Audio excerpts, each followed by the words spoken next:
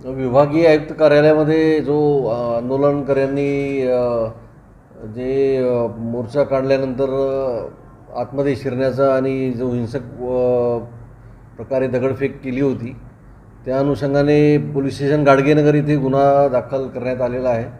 रायटिंगचा आणि इतर IPCचे कलम लावलेले आहेत. यामध्ये जखमी झालेले पोलीस अंमलदार यांची ट्रीटमेंट झालेली आहे. तसेच काही आंदोलक जे जखमी आहेत ते सुद्धा इरविन हॉस्पिटलला काही ॲडमिट आहेत. आता सर्वांचे जे आहे स्टेटमेंट घेण्याचे काम सुरू आहे.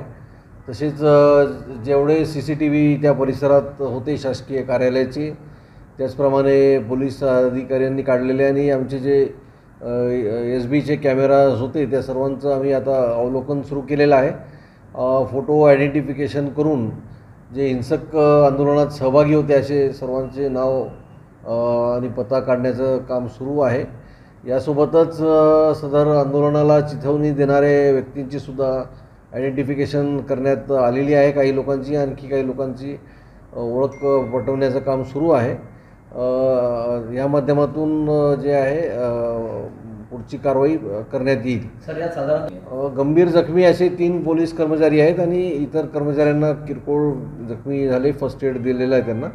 आणि 2 आंदोलक हे जे त्या ठिकाणी जखमी इरविन हॉस्पिटलमध्ये जे गंभीर जखमीवाले ते ॲडमिट आहेत.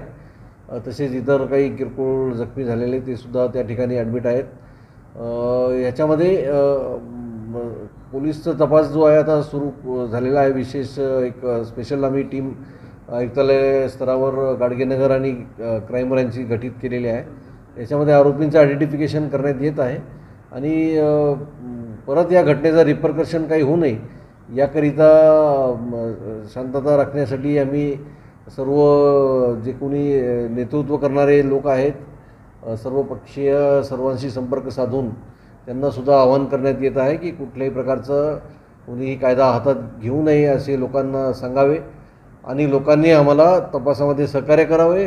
जे गुन्हेगार आहेत त्यांच्यावर कारवाई होईल निश्चित, पण बाकी लोकांनी जे आहे याच्यामध्ये काही ज्यांनी कायदा मोडला नाही अशा लोकांनी काही घाबरायचं कारण नाही.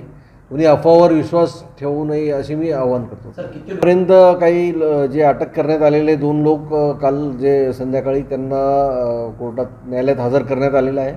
इतर लोकांनासुद्धा आता ताब्यात घेण्याची प्रक्रिया सुरू आहे सध्या. ती आज संध्याकाळपर्यंत कळवण्यात येईल किती लोकांना ताब्यात घेतलेलं आहे. त्या व्यतिरिक्त जे आहे आयडेंटिफिकेशन करण्याचं काम सुरू आहे. त्यांच्यावर कारवाई करण्याची प्रक्रिया होईल, पुरावा त्यांच्याबद्दल गोळा करून.